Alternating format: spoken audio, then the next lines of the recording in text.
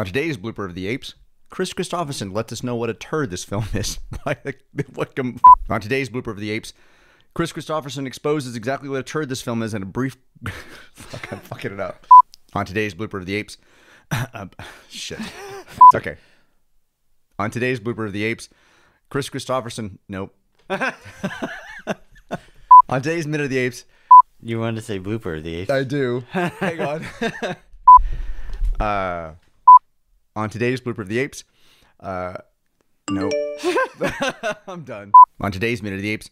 A Grimace by Chris Christopherson lets us know what a turd this movie really is.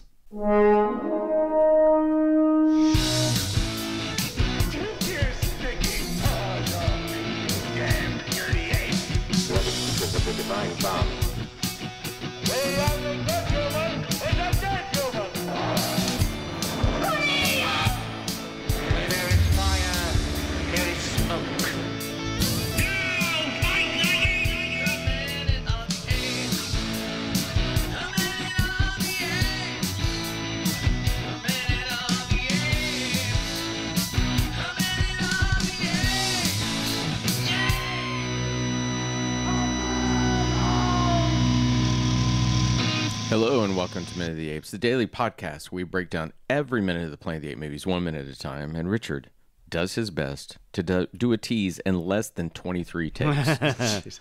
Man, I just couldn't. I didn't have it written down. I just I knew kind of what I wanted to say, but I didn't have it all like formulated. And when you're riffing and you know where you're going, but at the same time getting there is a journey. That was sorry guys. It's now noon on a Sunday. I've got to find a creative way to put that together when I do it. So when you finally hear this, just know that our sweet friend Richard had a bit of a struggle, but he made his way through it. Yeah, we should check for a stroke. Maybe it's the fact that smelling burnt toast. Well, maybe it's the fact that we watched a minute of the Scooby-Doo gang running through buildings that left us a little bit Killed some brain stumbling cells. ourselves too. So here we are, minute 42. It's a Tuesday. Yeah. Are we excited? No. It's a really boring minute. All right, well then let's do this. Sean, tell us what happens in minute 42. All right, we start minute 42 with Davidson startling a child in bed and ends with Chris saying, "We know how." All right, here comes minute 42. Marky Mark and the Planet of the Apes.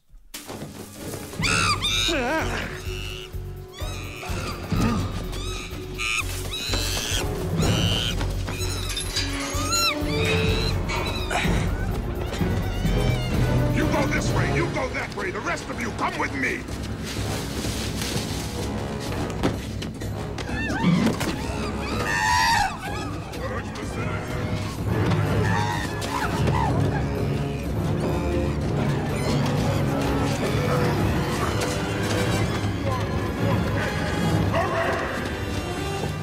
Wait, someone's coming.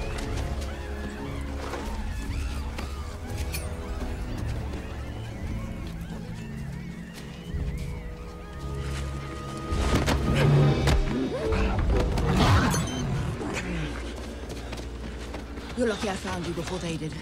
You're surrounded. Come, back to the house. I can reason with them. We know how. As of minute 42, we have an Oberon's worth of apes and humans, 2 displaced pods worth of humans and apes, wild humans, Ape City, minus 2 gorillas, and humans on the loose. All right, so we get the gang running through, the little chimp girls sitting up in bed, Paul Giamatti tossing some rose petals around as he hears commotion elsewhere and turns. Outside, we get the gorillas in the weird red muscle suits looking up, hearing all the commotion, because once again, when you're trying to evade and leave a city, the first thing you need to do is to run through someone's house so they will shriek and people will find you. They run through conveniently, and this is, again, the convenience of these moments. There was nothing that drew them here. She just happens to look, Estella being the she happens to stop and look and see the little girl that was taken and put in the cage. She takes her out, carries her out. We all run past the little girl. We get I'm going to mark this moment as I'm going to see if there's a minute that has a worse bit of dialogue of, you go this way, you go that way, the rest of you come with me. That is literally the laziest dialogue writing I think I've seen yet in any of the films. They run off, they being the gorillas. Okay, here's a great example of a visual that works. One runs off there and others scamper up the wall. Yeah. It's almost like the same thing I was talking about whenever the fat dude lays and he jumps out of there. Why doesn't he do something different? The humans come and jump down. Gorillas jump down. Okay, weirdly, then there's motion again when we cut into Leo's face where it almost appears as if someone jumps down. It's too much commotion. But then they run off. Chris gives his grimace. Leo is now carrying the little girl running, and we see lots of hiding out, lots of looking, lots of darting around as shadows loom off to the side. We see Leo jump out and grab a chimp, which we find out is, what is her name? Ari. We basically get them all sort of chatting and talking because once again, nothing says evading that like standing in a pool of light and talking to each other. Wow, and that's where we're left as we get Chris Christopherson beginning to talk to us. So here we are. I hate breaking down and saying that a minute of action is boring because Richard said boring, and I do agree. It feels as though things don't work. However, I think the action all cuts well together, and I think it's the setup prior to this that makes us not care, and that's why it ends up being flat. Because we don't have an immediate threat. They aren't immediately trying to escape something pressing down on them. There's just something lacking in the choreography. I have no idea where they're going, where they're coming from, where they're coming to, who's chasing them. I've got different cut scenes of motion this way, motion that way. I did like the climbing up the wall, so I thought that was kind of cool. Staring at it a little bit more, you kind of see the trellis they're climbing on as opposed to actually kind of, looking like they're climbing up the wall. Chris Christopherson gives this grimace, and legit did not know he was injured or anything. He just makes a weird face. And then 2 seconds later, they run together, and he's acting like he's fine. Maybe he just had some bad crash services. Exactly. Oh, God, I'm coming back up. Should not have had that tilapia. Basically, yeah. It was a very odd, sudden moment of him just making a pain face. So, I need to know how close this girl is to the rest of the city.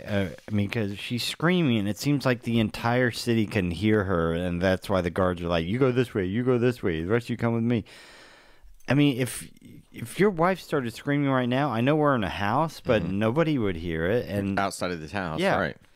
So, even change it to an apartment complex, you might hear it through the window a little bit. You might hear it through the walls a little bit, but the entire city doesn't go crazy once somebody starts screaming. And in my opinion, you'd usually do to allow that scream to travel as when that little girl went to bed, some adult would come in, it's a hot night, and open her windows. So it's a small detail, but you do those little things so that's open and the sound can travel. Then you would have people in the streets hear the scream and go, over here, anything like that. But it is, again, everything about this, let's run through houses of every character that we've met. Are these the only people in the Planet of the Apes? And yeah, I mean, and think of it this way. On a hot summer day, you hear some kids screaming down the street, and they're screaming, having fun playing. But I always wonder, is that really them screaming, having fun playing? Or are they screaming because they're in terror? I don't know. I'm just hearing some screaming, but I'm not going and investigating it. This kid starts screaming, and the whole city loses their shit. Yeah. And also, this little girl that was crying, they come running here and just open the gate for the cage that she's in. That cage was never locked. This little kid could have gotten out at any point. That kid wants to be. That's got a little Stockholm syndrome. She wants to be in that cage. She needs to be in that cage. I had not thought of that, and I agree with you. What hit me originally, too, is at about 38 seconds, there's a shot where they peek around a corner, and the little kid looks to Leo, and she almost has a smile on her face. Yeah. But that could be a fun, playful thing had they gone in on her face, because kids will do that thing. They don't understand the stakes. Danger. Yeah. That would be interesting if these people actually had something to be afraid of. There's no fear. Yes, we have a gorilla that drops down on the left, and we then cut to the actors being pursued, and they're all looking off to the right as if something over there is the threat that they're about to go back, and the gorilla that just dropped down from the sky. It's not really. They move left, and then they decide to move right, and the gorillas are going in 3 different directions. And to your point about Leo holding the child at some point, if he's the hero, he should have pulled her out the cage and not Estella Warren's character. Sure. He should have been the one to say, we're taking this moment, we're saving this child, right? It should have been him, which would make sense why he's carrying her a couple of minutes later, as opposed to Estella, who just suddenly is no longer carrying the child. Yeah. I also don't know why. Yeah, I'm not sure I understand either. I think Siri wants to talk to you about Planet of the Apes too. I'm not really sure why they are running away from something that we don't see them pressing on them, and then why he decides to take a moment to duck down to take a hostage or captive of somebody coming around the corner. On top of that, like, before they even get over there, they go, hey, we can see somebody coming. Although those people don't start coming down the stairs for another 5-6 seconds. So how you see them when they're not even visible yet? How do you? But I do like the fact that Davidson is just completely useless. He has a knife. He goes to grab Ari, and she instantly just elbows him back into her friend, and he does absolutely nothing. Like, I got this situation, I got it, and he's just useless. You know what? Just as we're talking about this, I'm thinking back to the original film and why does Charlton Heston's run through Ape City feel so vastly different? And I think that, for me, as I think through it, is that he is such a stranger in a strange land. All the other humans are And it was also in morons. daylight. I don't know that maybe that does too. And he was running into people, not There's hiding that from element, people. but he's also carrying in it that he is an immediate threat to the ape existence because he is somebody that they can't explain, that is trying to communicate with them. There's something different. There's nothing different about Leo than these people, Except for he's wearing different clothes. That's it. Yeah. And it's like, how many elements of this would change if Leo were a threat of some sort? The only speaking one. Right, the one that could do things. Then we actually direct this more like those moments where you come when he looks around this corner at 38 seconds. If he's looking and there's a bunch of gorillas there, that's a threat. There are no shots of threat. It's just we see the chaos that goes, and that, I think that for me is where this minute feels silly, is that it's just a chaotic moment. Yeah. There would be a reason for him and Ari and Krull to kind of pop up at this moment, in the sense that they would be looking for their house servants. Maybe. Yeah. So they're and Leo and all of them. And so they could have easily kind of explained why they're in this situation, why they're maybe hunting them, and they come across Leo and Estella and the house servant who actually left with them, because they're looking for them and they're being tracked. And so we could have had that moment that would give us the sense that Leo knows that he's being followed, and therefore he stops and, kind of takes control of the situation. I don't know. It's a lost opportunity. It is. To put these characters back together again, a reason for them to be together again. It's funny you say back together again, because there are often times, and this is numerous films, it's not just this, where I feel like sometimes characters are ripped apart and there's no reason to have them apart, just so they can come together for no reason again. And that feels like this. Why did we need to take Ari and the big gorilla away from them just to have them appear? They've been running through a city. How did they know to go to that place and find them? Why are we doing this? Well, it's not even. Well, it's a very Deus Ex Machina with them showing up. It's even a little bit more than that, because the house servant that did not leave with them is with them now. Yeah. Well, no, I think she's, because I was wondering that too. I think she was with Ari and that other ape. No, she is. She is. But why? Why did she go with them? Why did she go with them? Yeah. Why would they take her out in the streets? Remember, humans aren't supposed to be out in the scene in the streets at all. Yeah. Right. I think at this particular at night. So there's just something weird about the fact that they would bring the other housekeeper out with them to try. We needed that story. We needed that. Come with us. We've got to get them back. Something, just so that we know that they're being after them, and why the other housekeeper's even there. But makes zero sense. And that's also the aping up of the tension that needs to happen, is maybe they hear something that tells them they need to go get them. Those little elements, it's the same as opening a window. It tells that story. Where is this coming from? I don't know if this is something lost in the edit. Was there a version of the script or something they added in on the set that then got cut film, but it feels very weird. I mean, or even if Leo and Estella and Chris realize there's no escape out of the city, we need to go back to Ari's house to get help, or assistance or something, and they realize they have to double back. Like, that would make sense. They're going back to double back, and that would give us a reason why the other housekeeper's there. It's just a little, it's a little messy.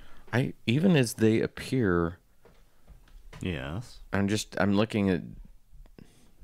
I don't know. I think one thing that bothers me too, and I get you're trying to create light and shadow, but how many films have you ever seen that do it well where a character hides in the shadow and there's a pool of light? It's literally like when Leo runs to, it almost makes you think of like Surprising My Sisters as a kid, hiding around a corner, to jump out. But he's well lit. There's no hiding in this.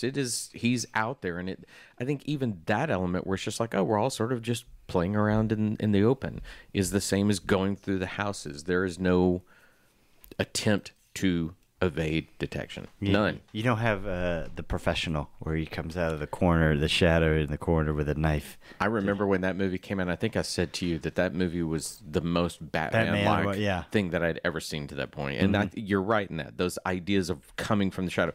The Batman, when he simply walks out of the shadow to beat the shadow people, why aren't we doing some of that? Hide in the shadows and come out. Sloppy minute. Anybody got anything else? Sloppy minute of the Apes. I think I just named this episode too. Sloppy minute. Oh my goodness! Yeah. All right, I think that's it. I'm going to toss out in the middle of the week.